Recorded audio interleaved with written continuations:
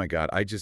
I really need you to mentally prepare yourself right now. I am already bracing my nervous system, It's honestly. good because we have to talk about the absolute whiplash of walking into your own birthday brunch. Right. Imagine you were just expecting, like, a nice, mildly overpriced diptyque candle. And you. Or maybe a gift card to a med spa, right? Which is standard. That is standard operating procedure for these women. Exactly. But instead, someone you barely even know casually slides a $3,000 Dior bag across the table. Which, just on its face, is a completely unhinged level of aggression for a Tuesday afternoon. It really is. I mean, handing someone a literal mortgage payment in the form of a clutch is a tactical strike. It really is. It is so heavy-handed. But then, it gets so much wilder. Oh, I know. You open this pristine luxury designer leather bag, and nestled right inside is a bright, buzzing, unapologetic purple vibrator. It is the dictionary definition of chaos wealth. Literally. Carmella didn't just give a gift, okay? She dropped a psychological flashbang on that entire patio. She really did. I am still physically recovering from watching it. It's a power move. It's masked as a quirky little gag gift, and quite frankly, I have to respect the absolute terror it instilled in everyone else at the table. It is just so exhausting to exist in a world where $3,000 vibrator purses are just, like, casual Wednesday afternoon gifts for acquaintances. Speak for yourself. I would gladly shoulder the burden of a free Dior bag. Oh, well, yeah, same. Give me the purple vibrator and the crippling jealousy of my peers. I think I could manage. Right. But seriously, today's recap is entirely dedicated to unpacking all of that.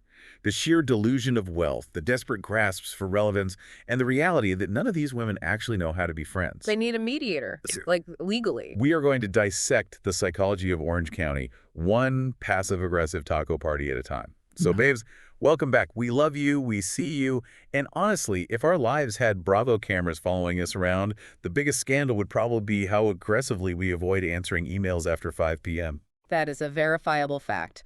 My read receipts have been permanently disabled since 2018. I don't even know how you live like that. For my own peace. If a producer tried to craft a storyline out of my daily routine, the climax of the season would just be me staring at a blinking cursor on a Google Doc and sighing heavily. Exactly. We are so thrilled you guys are hanging out with us again for our weekly gossip session. And let me tell you, the Snark Squad is in for a treat today. Oh, boy. What did you do? I went full mixologist. I have prepared our signature drinks. We've got orange creamsicle martinis on deck tonight. Okay, visually, these look lethal. What is actually in this? They are completely lethal. I rim the glasses with, like, a heavy layer of raw sugar and fresh orange zest. Oh, wow. Yeah, because tonight calls for absolute, unapologetic, peak OC energy. We need the aggressive sugar rush just to process the sheer audacity we just witnessed on our screens. Well, cheers to that. A sarcastic but very necessary toast to surviving another week of our completely mundane reality. Which, frankly, feels like an absolute blessing compared to the sheer, unadulterated Orange County delusion we are about to unpack. May our bank accounts one day reflect Carmella's, and may our self-awareness never, ever drop to Vicky's level. Oh my gosh, cheers to that. Wow, that is so good.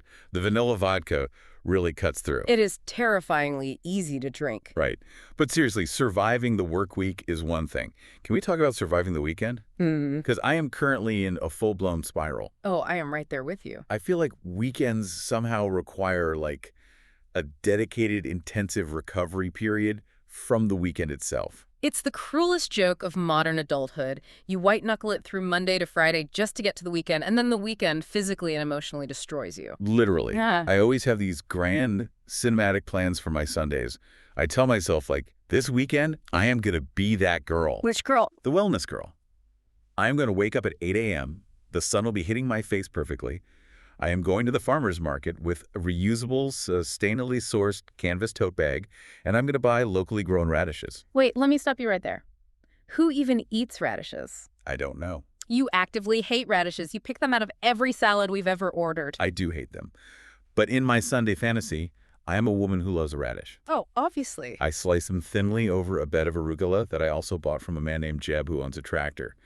I tell myself I'm going to meal prep quinoa bowls for the entire week, do all my laundry, change the sheets, and read a hardcover book in natural sunlight like a golden retriever. And let me guess, the reality looked absolutely nothing like that. Not a single thing on that list occurred. Shocking. I woke up at 11:30 a.m., looked at my popcorn ceiling for an hour, scrolled on my phone until my cornea is literally burned, and then panic ordered a breakfast burrito. With delivery fees, I assume. It cost $26 with delivery fees. At 1:45 p.m., the farmer's market dream is dead. You never even had a pulse. It is, because being social for 2 consecutive days now feels like an Olympic endurance sport. It really does. If someone invites me to a dinner on a Friday night that starts anywhere after 7:30 p.m., I genuinely feel like I need them to sign a liability waiver in case I collapse into a coma. Yes, the late dinners are a crime. The mental gymnastics of deciding if I have the physical stamina to put on hard pants, sit in an acoustically terrible restaurant, and pretend to be deeply invested in someone else's corporate drama, it's exhausting. Oh my God, hard pants. I am convinced adulthood is really just being tired in different outfits. Tired in different outfits is so profoundly accurate it hurts. And it ties directly into my ongoing, deeply tragic attempts to enter my hot girl wellness era. Oh, this again. I am trying so hard, babes. I really genuinely want to be a wellness queen. The operative word in that sentence being, trying. Hey, the effort has to count for something. I have saved, and this is no exaggeration, probably 3 dozen Pilates reformer videos on TikTok this week alone. Oh, wow. 3 dozen. Yeah.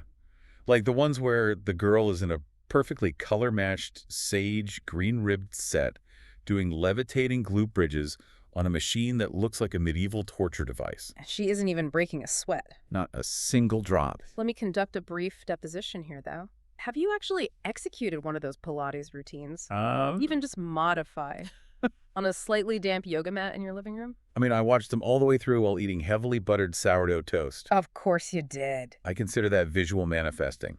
The muscles are learning through osmosis. It is a mass shared delusion.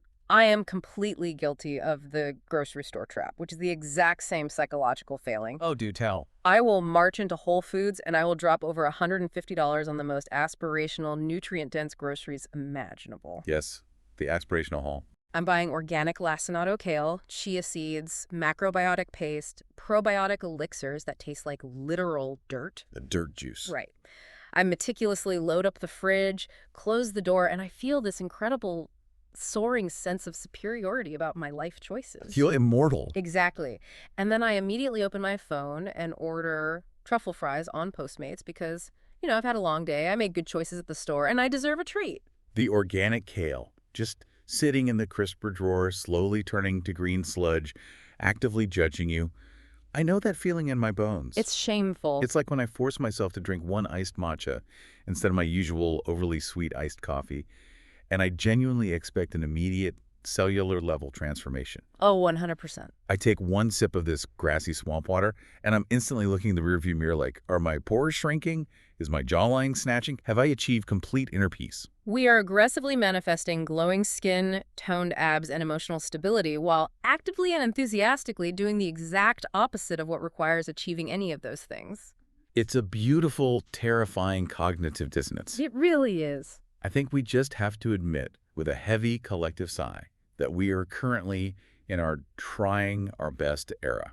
The hot girl era is on a temporary, indefinite pause due to unforeseen fatigue. And a deeply ingrained emotional reliance on simple carbohydrates. So true. Speaking of unforeseen fatigue, can we pivot to the absolute chaos of everyday friendships? Oh my God, please. Because managing the group chat is a full-time job with 0 benefits, no dental plan, and absolutely no HR department to file grievances with. Do not even get me started on the group chats. My nervous system cannot handle it. I woke up this morning to 47 unread messages in one of my main chats. 47. 47. The sheer panic that induces is unmatched. You see that bright red notification bubble, and your lizard brain instantly goes into threat detection mode. Right, you're like, who died? Exactly. Who died? Who got fired? Who got arrested in a foreign country? And then what was it actually about? I anxiously open it, and it's literally just 3 people aggressively debating whether a hot dog legally qualifies as a sandwich. For 2 uninterrupted hours. See, and there's always that one friend. Every Snark squad member listening knows exactly who I'm talking about in their own life. Oh, we all have one. The one who vehemently refuses to type out words. They only communicate via voice notes. The worst kind of person. And not like a quick, efficient 15-second update. They send an 8-minute voice note that could legitimately qualify as a serialized podcast on its own. Oh, yeah. Like, hey, guys, just walking to my car. I thought I'd give you a quick update. Yeah. And then it devolves into a multi-act Shakespearean tragedy about a guy named Brett they went on one hinge date with 3.5 weeks ago. Complete with dialogue reenactments. Oh. I am not subscribing to the Patreon of your situationship, Brenda. Ah. I simply do not have the time in my day. It's so selfish. I literally have to set the playback speed to 2x just to get through the exposition of the story, and even then, I'm losing the plot. And trying to follow the actual flow of a group chat is like extreme mental gymnastics. There are always a minimum of 3 separate, completely unrelated conversations happening simultaneously. Oh, absolutely. Person A is having a meltdown about their micromanaging boss. Person B is sending 6 different links to Reformation dresses, demanding to know which one is appropriate for a winery wedding. And nobody is answering them. Right, and person C is completely ignoring both of their crises to drop a link to an obscure deep-fried TikTok meme that makes absolutely zero narrative sense. It's pure chaos. And as a good friend, you are contractually obligated to respond to all 3 threads appropriately and with the correct tone. It requires the tactical, high-stakes skill of an air traffic controller. It truly does. But you know what? As exhausting as it is, sometimes our own friend group gossip is actually way more entertaining and high stakes than the actual Housewives. That is a very bold claim. I mean it. Like, the adrenaline spike feels so real when it's your own friends spiraling over a passive-aggressive Instagram story that someone liked but didn't reply to. That might be true, but our friends aren't getting paid thousands of dollars an episode to throw premium tequila at each other. Yet. Valid point. Very valid. Give us time. But babes, enough about our own beautifully chaotic lives. Let's head to Orange County, where brunch is never just brunch, and one innocent comment can fuel an entire season.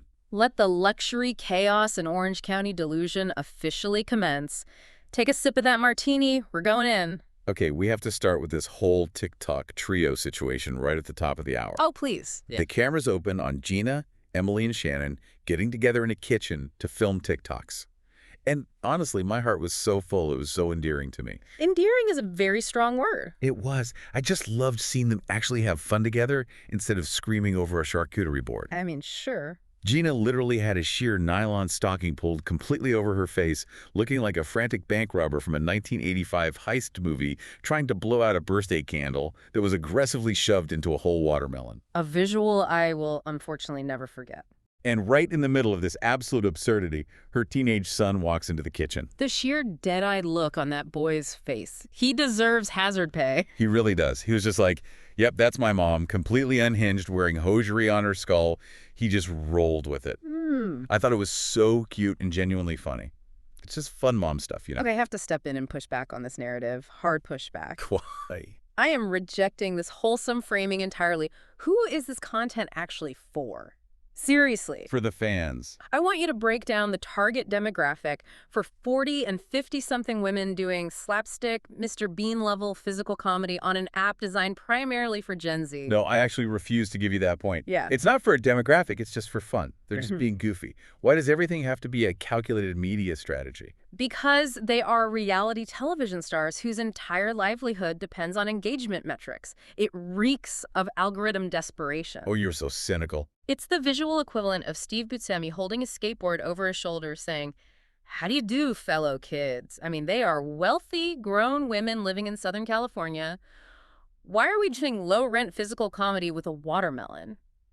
Because it's funny. Just post your outfit, post a house tour, show us your skincare fridge.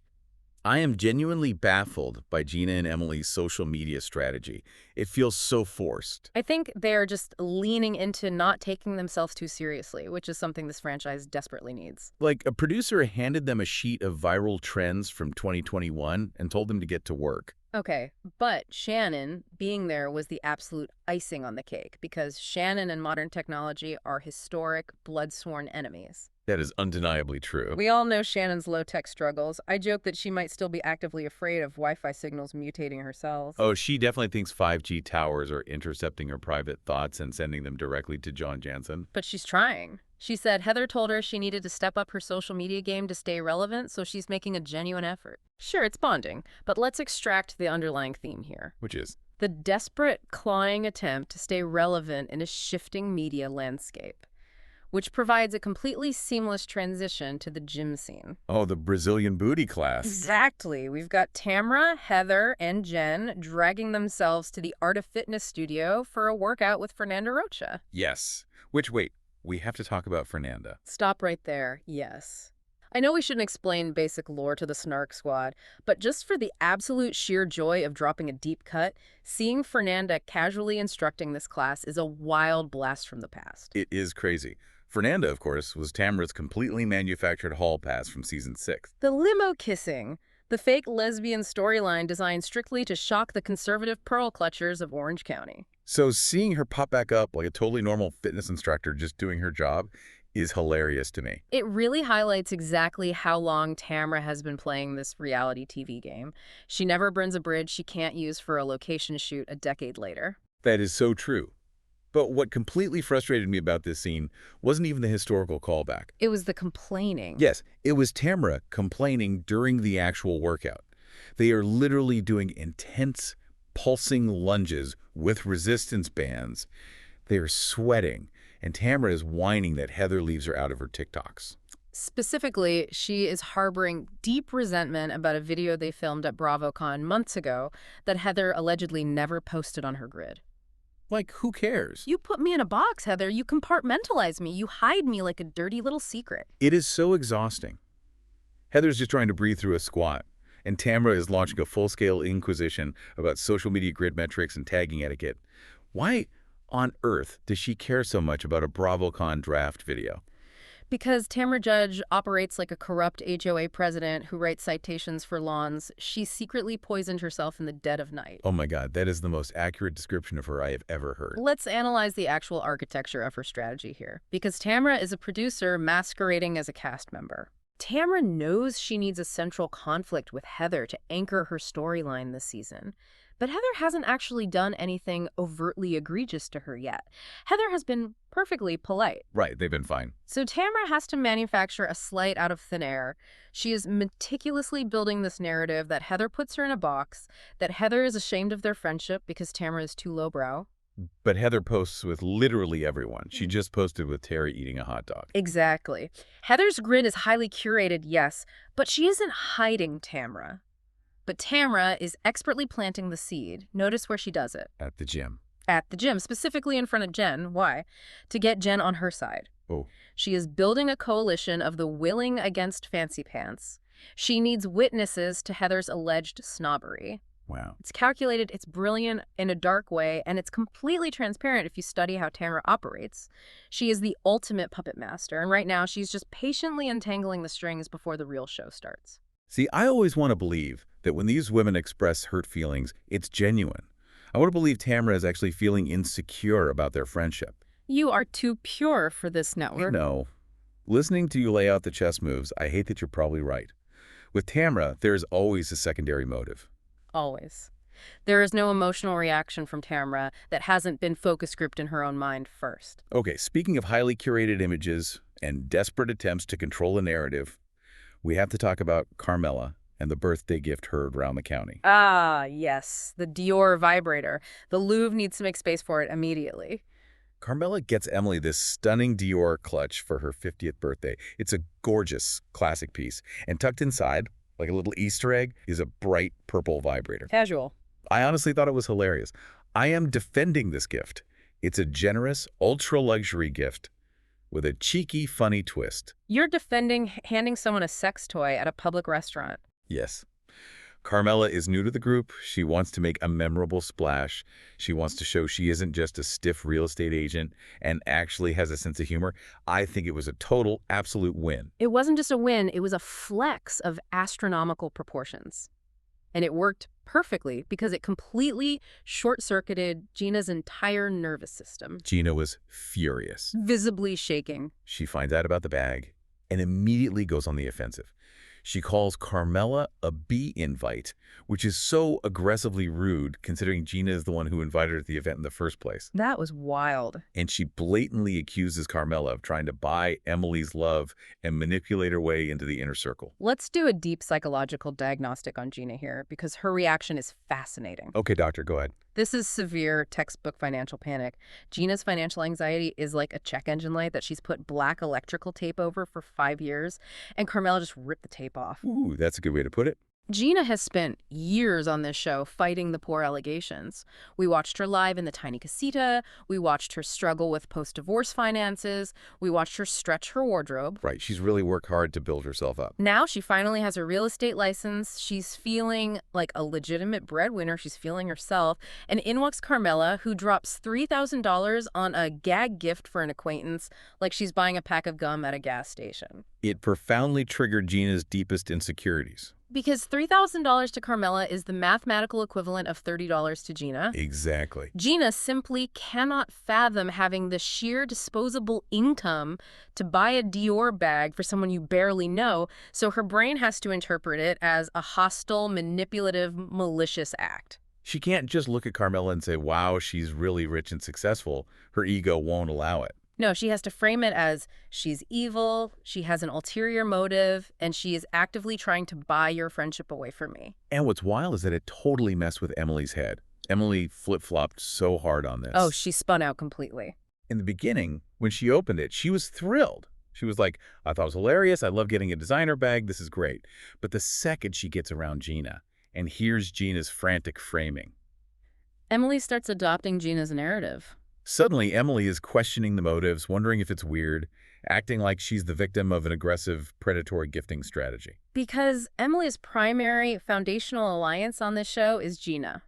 If Gina feels threatened, Emily is contractually obligated as a bestie to validate that threat. That is so true. But let's look at the reality of why Carmella can afford to hand out luxury leather goods like they're party favors.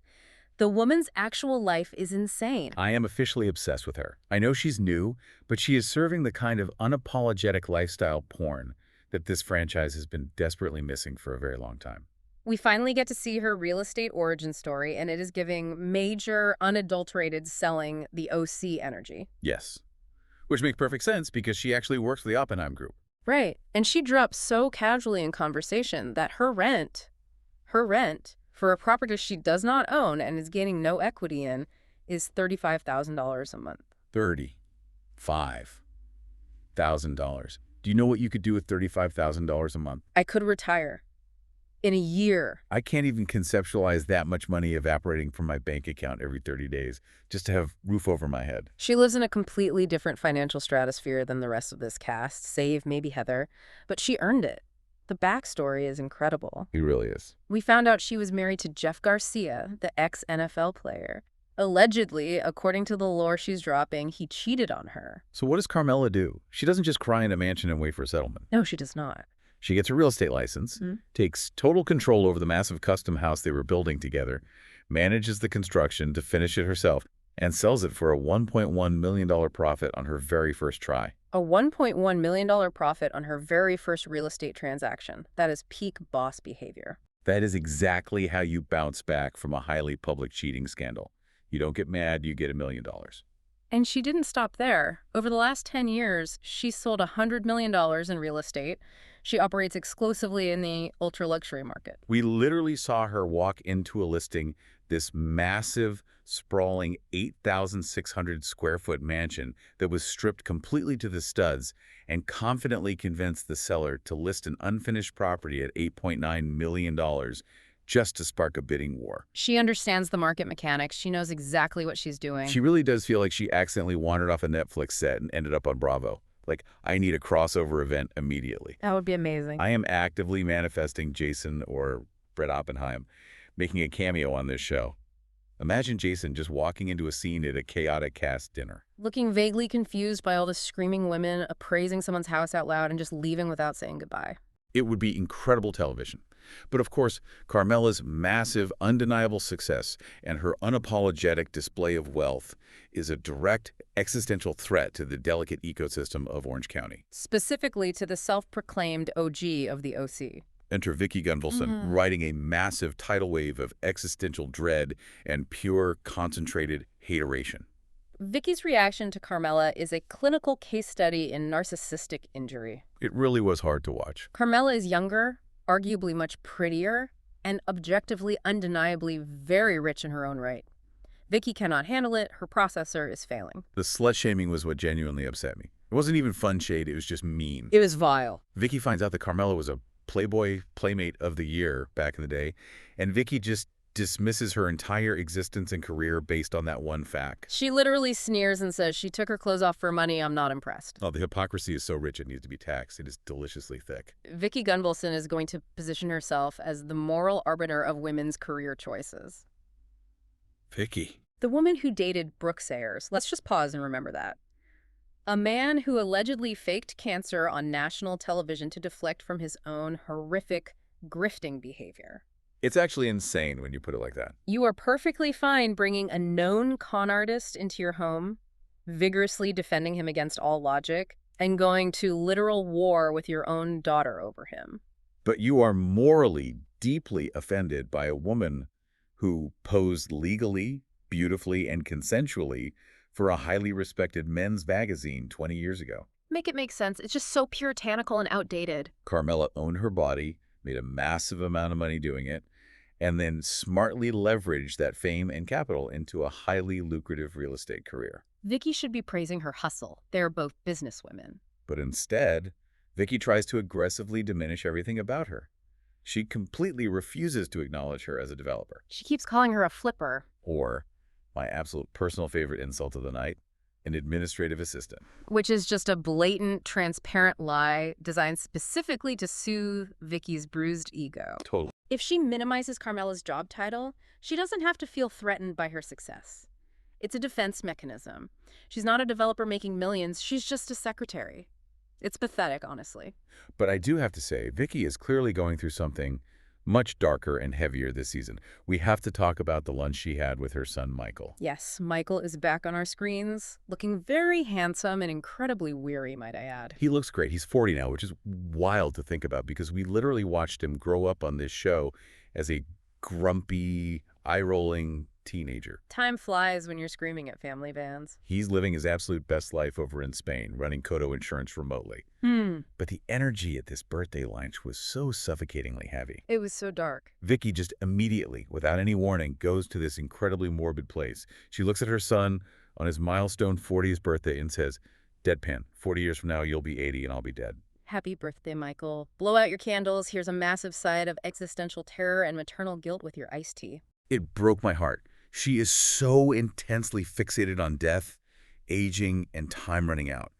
And it ties into this deeply sad, fractured family dynamic. Yeah, that was the most revealing part. Michael casually mentions during the lunch that he hasn't seen his sister Brianna or his nieces and nephews in 8 years. 8 years is an entire lifetime, especially in a family that used to be the tight-knit emotional core of this show for over a decade. I was getting genuinely emotional thinking about it. Vicky just wants her family together for a simple Sunday dinner, and the reality is that the unit is completely, seemingly irreparably fractured. Well, we have to look at the off-camera lore to understand why this fracture exists. Which is so messy. It is heavily implied, and Michael has basically confirmed this in various Instagram comments over the years, that he does not get along with Brianna's husband, Ryan, at all. Oh, Ryan. The dark cloud of the OC. Yes, Ryan. Yeah. The man who is deeply entrenched in some very intense, isolating ideologies, who is incredibly controlling of Brianna's life, and who moved his entire family out to a remote area. Michael lives in Spain. He clearly values his peace, his autonomy, and his sanity, and he obviously has absolutely zero interest in dealing with Ryan's overbearing, toxic energy. You can't blame him. So if Ryan is a non-negotiable package deal with Brianna, Michael chooses to stay away. It's pure self-preservation. It is so heartbreaking for Brianna, who is caught in the middle, and so sad for Vicky as a mother. Which brings up the other huge, glaring revelation from Vicky at this lunch. Oh, here we go. This is the second episode in a row where Vicky explicitly, tearfully states she regrets divorcing Dawn. Oh, this is my absolute favorite part of the episode. The grand, sweeping, revisionist history of Vicky Gunvalson. She is sitting there at the table, mourning the loss of her cohesive family unit, crying over Dawn's memory, wishing she could turn back time and fix it. I felt for her. Let me stop you. Do not feel for her. But she was crying. Let me remind the Snark squad of the actual facts, because Vicky seems to be suffering from convenient, selective amnesia. Vicky blew up her marriage to Dawn. She was the architect of her own misery. Well, I mean, yeah, she filed for divorce. She cheated on Dawn with Brooks. She voluntarily brought a cancer-faking, manipulative grifter into her life, actively alienated her children, who begged her to see the truth, and she filed for the divorce because her love tank wasn't full enough. The love tank. God. She meticulously made her own bed, doused it in gasoline, set it on fire, and now she's crying that she has nowhere to sleep. I have absolutely zero sympathy for this narrative. Okay, I know you're right on the facts. She did do this to herself. She made terrible choices. Horrible choices. But as a human with empathy, it's still profoundly sad to watch a woman in her 60s realize, far too late, that she traded a genuinely good man for a walking nightmare, and in the process, lost the family dynamic she so desperately wants back. Well, clearly that depressing, morbid lunch meant Vicky needed a massive distraction, so what does our positive bitch do? She forces the warring factions of women onto a boat to broker world peace on the high seas. The whale-watching trip. Okay, I actually laughed so hard at this entire sequence. They go on Captain Dave's dolphin whale safari. It's a very normal, highly touristy, family-friendly boat. Nothing glamorous about it. And Heather Dubrow, staying true to her brand, shows up in full Louis Vuitton.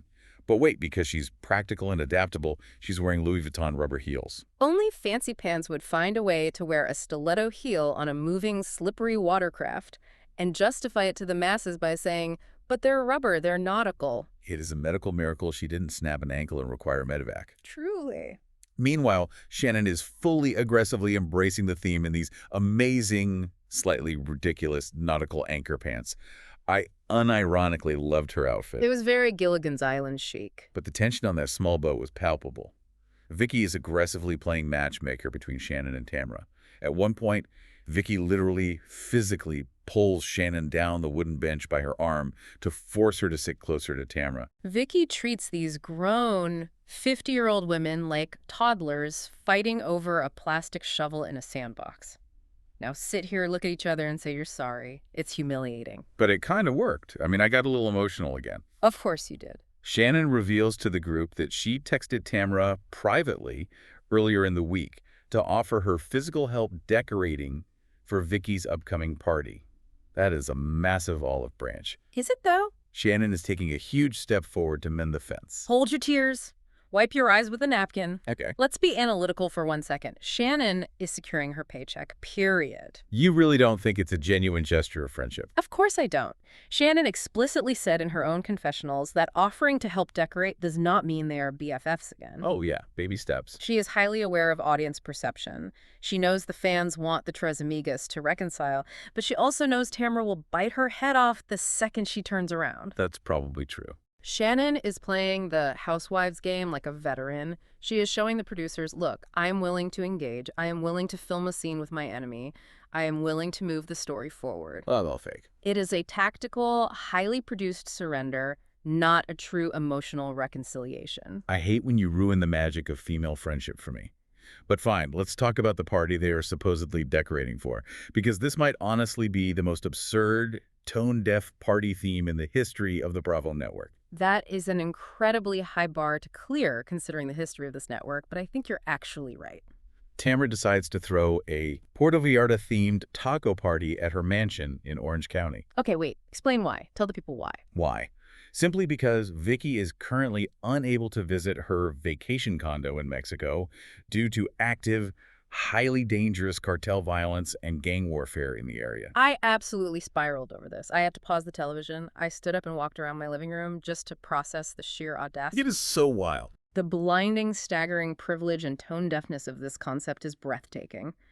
Oh no, there are heavily armed cartels engaging in violent, deadly turf wars in Mexico. Local citizens are losing their lives and living in terror. It's tragic.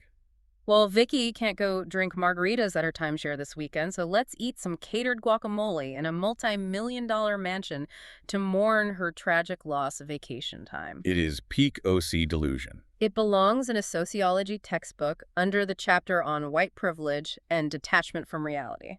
It is wildly inappropriate when you say it out loud. It is so completely oblivious to the real-world suffering happening. But in the Bravo universe, it's just another Tuesday night event to dress up for. And of course, the party is perfectly, beautifully set for Tamra to unleash her absolute favorite weapon. A forced, highly passive-aggressive dinner party game. Yes.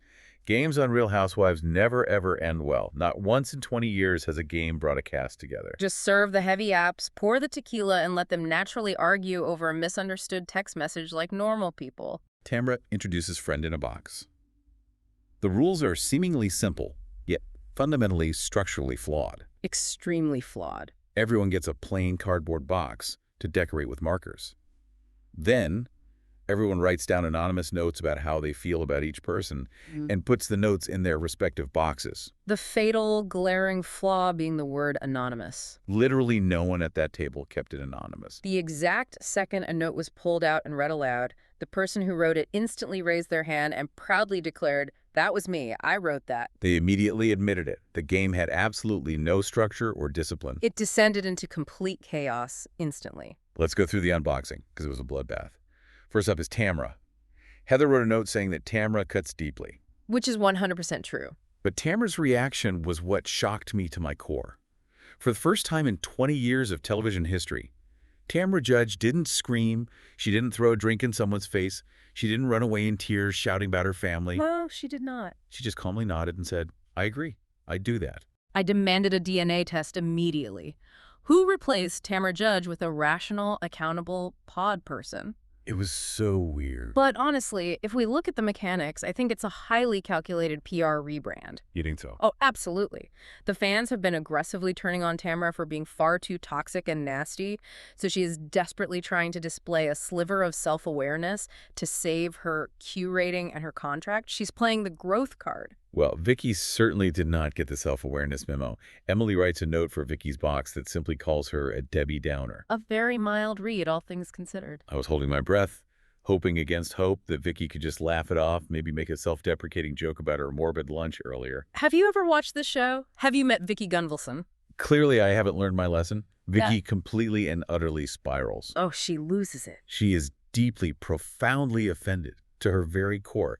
She literally puffs out her chest, slams her hand on the table, and declares to the group, "I am not a Debbie Downer. I'm a positive bitch." Which is an incredible grammatical oxymoron that belongs in the Louvre right next to the vibrator. Right. She's screaming at the top of her lungs about how positive she is, actively proving exactly why she got the note in the first place. The lack of self-awareness is staggering. It is a textbook clinical narcissistic collapse. It really is. Vicky simply cannot handle any narrative, no matter how minor, that doesn't frame her as the fun, successful, life-of-the-party matriarch. Calling her a downer completely shatters her fragile self-image, so she attacks the accusation with blinding rage. She was so mad. I guarantee you she will hold a burning grudge against Emily for the rest of the season and possibly the rest of her life over this one phrase. Absolutely. She will bring it up at the reunion. But the real earth-shattering explosion came from Heather's box. Oh, this was good. Tamra wrote a note calling Heather a social bestie, basically accusing Heather of being two-faced and only acting like a friend when there's an audience or a fancy event. But this opens the door for the infamous obsessed fight. Yes. Jen confronts Heather because Emily, who is just aggressively stirring the pot with a giant metaphorical wooden spoon, went out of her way to tell Jen that Heather called Jen obsessed with Tamra. Emily delivered that piece of highly volatile information with absolutely zero context, entirely designed to detonate at the dinner table. Emily is putting in the work for her paycheck this season. Totally. So Jen is furious and feels betrayed. Heather desperately tries to explain herself, to say she meant Jen simply brings Tamra up a lot because she's anxious about their friendship, but Emily keeps interrupting her. Emily would not let her speak. Every single time Heather opens her mouth to clarify, Emily loudly yells over her. Finally, Heather just throws her hands up, gives up, and apologizes for using the word obsessed just to end the screaming. Let's pull back the heavy velvet curtain on this entire sequence, because Tamra is the true puppet master here. She is operating on a level the other women aren't even aware of. Wait, how is this Tamra's fault? Why is the word obsessed such a massive nuclear trigger for Jen specifically? Because last season, Tamra was the one who accused Jen of being obsessed with her. Oh my God, you're right. Tamra viciously claimed Jen copied her gym business, copied her hairstyle, copied her entire life. It was a huge, damaging point of contention. So Tamra knows that specific word will instantly set Jen off. Wow. I absolutely guarantee you that Tamara has been whispering in Jen's ear off camera, manipulating this entire conflict, using Emily as a proxy to deliver the fatal blow, all to keep the heat squarely on Heather while Tamara sips her margarita and watches the fire burn. It is so dark and twisted when you map it out like that, but it works perfectly. Yeah. Tamara successfully stays out of the direct line of fire while her enemies literally exhaust themselves fighting each other. She is a master tactician. But then the apology. I was practically in tears describing the end of the night to my husband. Get your tissues ready, folks. The daytime Emmy clip is coming. Tamara pulls a note from Shannon's box. It says, kind but holds grudges. And Tamara just completely breaks down. She starts crying real, visible tears, thanking Shannon in front of everyone for texting her earlier in the week. Alleged tears. She apologizes for all the horrible, vicious things she's done and said, and says she deeply misses their friendship. It had felt so incredibly raw and vulnerable. I demand a frame-by-frame, slow-motion replay of the master tape. I need to zoom in and check for actual saline tears. Did anyone see liquid? I saw liquid. Because I don't buy it for a single second. It is a total calibrated performance. Tamara knows she was the undeniable villain last season. She knows the fans are clamoring for the Tres Amigas to reunite, so she's hitting her exact mark, finding her light, and reading her internal script perfectly. You are so relentlessly heartless. Shannon accepted the apology. They hugged. Shannon accepted it verbally, but did you study her face during that hug? She wisely remained incredibly hesitant. Her eyes were darting around. Oh, she's cautious. Shannon is a lot of things. She is deeply chaotic, but she isn't entirely stupid. She knows Tamara will happily stab her in the back the very second it serves a better storyline. She's keeping her enemies close, under the guise of forgiveness. Well, I am choosing to believe in healing and growth. I want the Tres Amigas back. But wow, what an incredibly dense, exhausting episode. We need to process this with our official segments. Let's transition right into segment 1, Orange of the Week. Let's hand out some virtual hardware to these monsters. Okay, for episode MVP, I have to nominate our shiny new girl, Carmella. A solid choice. She stayed completely, beautifully unbothered by Gina's aggressive poverty-shaming and Vicky's puritanical slut-shaming. She just sat there, wrapped in her immense wealth, and let them both look completely crazy and insecure. It was masterclass in not engaging with people below your tax bracket. I agree completely. Carmella is securing her orange for next season already. She is completely unflappable. Now, for best confessional of the episode, I have to give it to Vicky's completely unhinged, deeply petty rant about the legal difference between a house flipper and a real estate developer. Oh, man. She was so physically red in the face, so deeply spiritually triggered by someone else's real estate license. It was pure, distilled reality TV gold. It was so intensely petty. Okay, best dressed. I am giving it to Shannon's nautical anchor pants on the whale-watching boat. Really? The anchor pants? Yes, she fully, unironically committed to the bit, and honestly, they were surprisingly chic. She looked like she belonged on a yacht in Cape Cod. A strong thematic choice, I'll give you that, but I'm giving best dress to Gina's hair. Oh, her hair looks so good. I don't know what Garnier Fructis Herbal Essence's witchcraft. Her glam squad is actively performing this season, but her blonde layers are absolute perfection. Whoever is doing her cut and color deserves a massive immediate raise. She looks like a literal pristine Barbie doll. Her hair has had quite a tumultuous journey over the years. We all remember the bad extensions, so we absolutely love to see a successful glow-up. Thank God for that. Next up, biggest pot stir. This is effortlessly Emily. Taking the word obsessed, weaponizing it, delivering it to Jen at a dinner party with absolutely zero context, and then aggressively shouting down Heather so she couldn't even explain her actual intent. She was doing the most. It was masterclass pot stirring. Messy, loud, but highly effective for screen time. She really was doing the absolute most, finally, most unintentionally chaotic moment. I have to go with Tamara throwing a cartel-themed taco party to mourn Vicky's temporary inability to go to her Mexican timeshare. Just saying it out loud feels illegal. I am still laughing at the sheer blinding audacity of printing out those invitations. It is exactly the kind of out-of-touch, privileged behavior that you simply cannot script in a writer's room. It has to come organically from the delusion of the OC. Okay, moving smoothly on to segment 2, Receipt or Reach. This is where we take the biggest accusations of the episode and decide if they are a legitimate receipt backed by evidence, a dramatic exaggeration, or just complete Housewives delusion. Hit me with the first one. First accusation on the docket. Gina strongly claims Carmella is trying to buy Emily's friendship and loyalty with a $3,000 bag. Verdict, reach, And honestly, it is bordering closely on complete Housewives delusion. I totally agree. Carmella is just casually massively rich. She drops $3 grand like you and I buy a $10 iced oat milk latte. It's not a covert manipulation tactic, it's just her baseline tax bracket. Gina is loudly projecting her own deep-seated financial anxiety onto a nice gesture. It was a reach born of insecurity. Okay, accusation 2. Heather claims Jen brings up Tamra way too much in conversation. Verdict, receipt. Absolutely a receipt. I have to agree with you here. It is a solid receipt. Jen is deeply, painfully insecure about her standing with Tamra. Just look at the history. Right.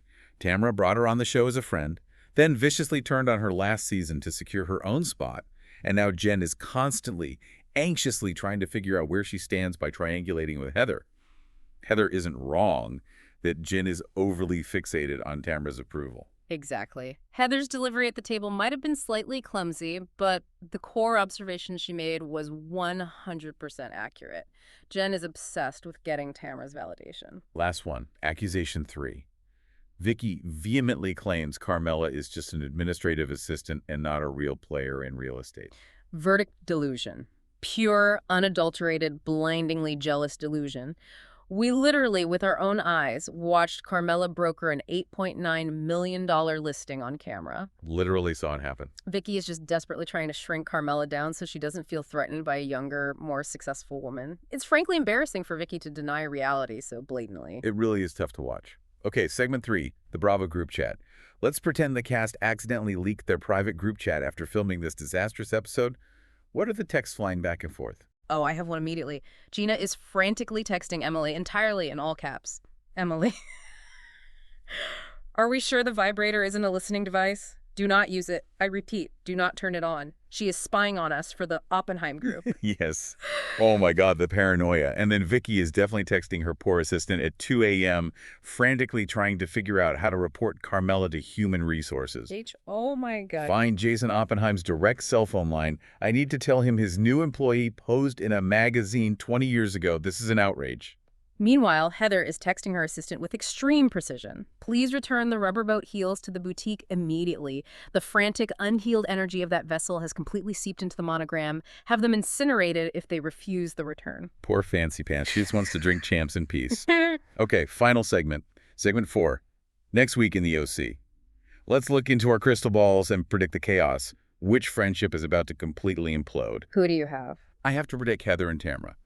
This fake, sweaty gym piece absolutely won't last. Yeah.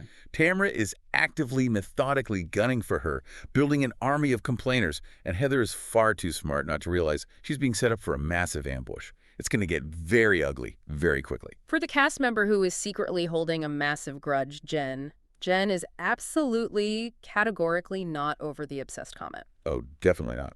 She said she accepted Heather's apology at the table to end the screaming, but she is quietly seething inside.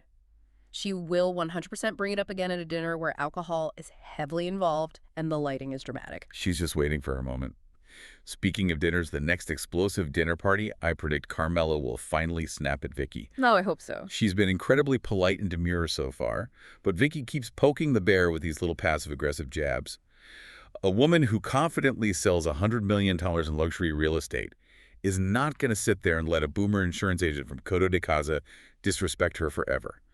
Carmella is going to read her for filth. I cannot wait for that exact moment. As for the cast member most likely to deliver an iconic, heavily quoted one-liner next week, I'm going with Shannon. Classic. She will absolutely, without a doubt, say something utterly confusing and unintentionally hilarious, probably involving a deep misunderstanding of how her Wi-Fi router works or mispronouncing a basic cocktail ingredient, and it will become a viral meme instantly. And finally, we need one completely ridiculous prediction that somehow, in the twisted logic of Orange County, feels entirely possible. Jason Oppenheim actually shows up to appraise Vicky's house just to spite her. Oh my God, yes. He walks through her sprawling Coto mansion, looks around, calls the heavy Tuscan decor deeply dated, offers her 30% below her asking price, and turns around and walks out while Carmella laughs from the passenger seat of a sports car in the driveway. I would literally pay premium pay-per-view money to see that happen. Bravo, if you are listening, make that crossover happen. Wow, what a deeply chaotic week in Orange County. Babe, we want to hear from you. The Snark Squad needs to weigh in on all of this mess. So hit us up in the comments or find us on Instagram. Tell us, Who earned your Orange of the Week? Was it Carmella's impenetrable bank account or Gina's flawless layers? And which housewife are you defending no matter what? Even when they are dead wrong and acting like monsters. We all have one blind spot. Mine is usually anyone who brings good snacks, but I want to hear yours. And most importantly, what tiny, insignificant piece of group chat drama consumed your week recently? Make us feel better about our 47 unread messages and our voice note anxiety. Seriously, we read all of your comments, even the long ones. Thank you guys so much for hanging out with us, drinking martinis, and breaking down the sheer madness of this franchise. If you love gossiping with us every week, please make sure you subscribe, leave a glowing 5-star review, and share this recap with another Bravo-loving babe in your life. We love you guys. Stay shady, stay fabulous. And we'll see you on the Snark side.